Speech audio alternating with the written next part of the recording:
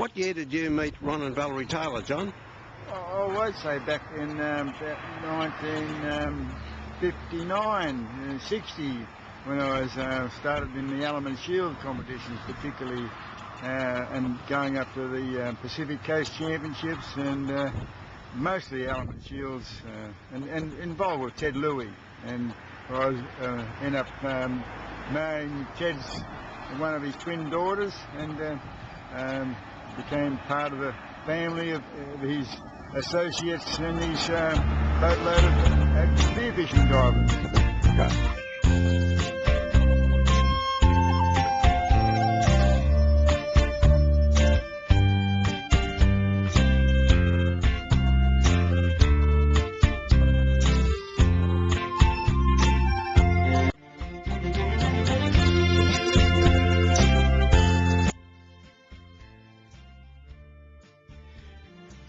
As far as deep bells, what's the deepest a bell's been recovered from in Australia? To my knowledge, I would say the Birchgrove Park bell, about 170 feet down. I'm not certain about that in metres. And who was the diver? I believe it might have been Ken Bateman. Right, and what would that bell be worth today? Well, someone tried to sell it for $5,000, but I would say maybe $1,000. Good. About 1,000. Tell me, how many bells have been recovered nationally around Australia? Well, I would probably say, simply, without great knowledge, 50 to 100 in that order. There's probably a whole lot hidden away. And in New South Wales? Oh, probably at least 25, maybe 30. Yeah. What would be the prettiest of all ship's bells that have been found? Oh, I just have my favourite on the basis of the fawn. What's so good about it? It's complete. It's got its frame and holds it up, and it functions properly. And where is it? Where's it located? At Ballina. John, what's the largest bell that's ever been recorded and found? I think I would believe from what I've seen was the Malabar bell by John Jacobs. It's a really big, heavy one, and it's barely able to lift it. What was the Emden? That was a German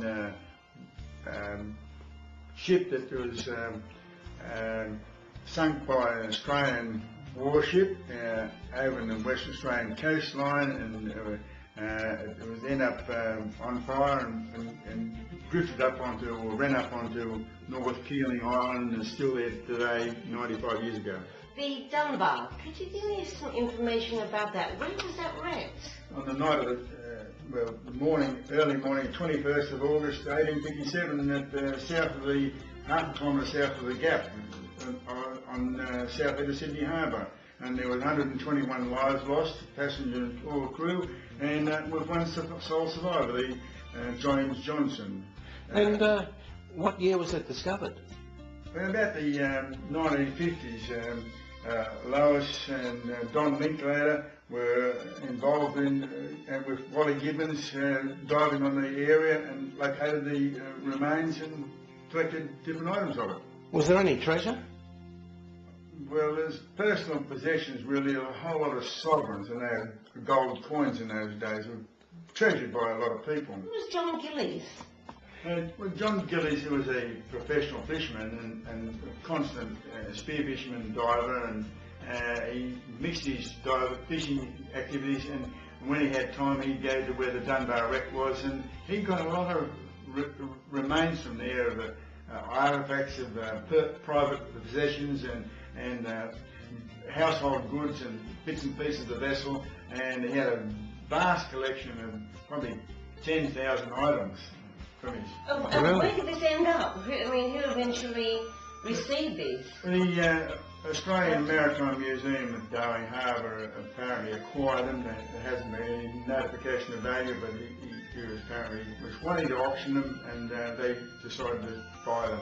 John, these coins with Hank and Lloyd's written on them, could you tell me a little bit about that? It was produced with a company called Hanks and Lloyd in Sydney, and they were brought out from England as a means of, instead of the country's own coins, they were using their own things to purchase things, and people would end up buying them back and so forth. John, who found the Yongala bell? It was found by Wally Gibbons when he was diving with Ben Coppin. Is this bell now?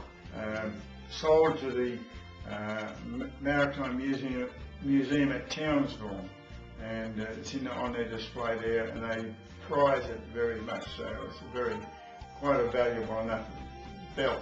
Associated with the shipwrecks, I became interested in postcards because that had a photograph of a shipwreck on the shore, and from that, then one thing I always missed out on doing was getting a bell off a shipwreck myself, and I don't even have a bell off a shipwreck.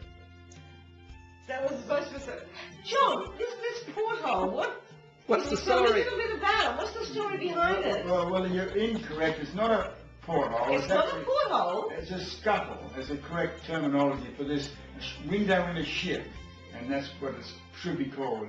And a Navy person will always tell you this for sure. And very prized from divers because there's quite a quantity of them on a lot of shipwrecks in the older days, and they're attracted by them. But there's only one bell on each ship sometimes. It's definitely not a porthole, right? Yes, it is definitely not a porthole.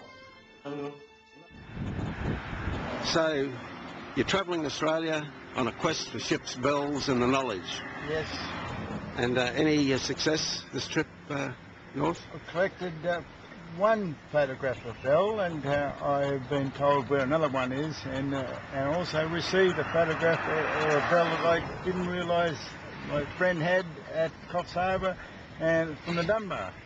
Very good. Oh!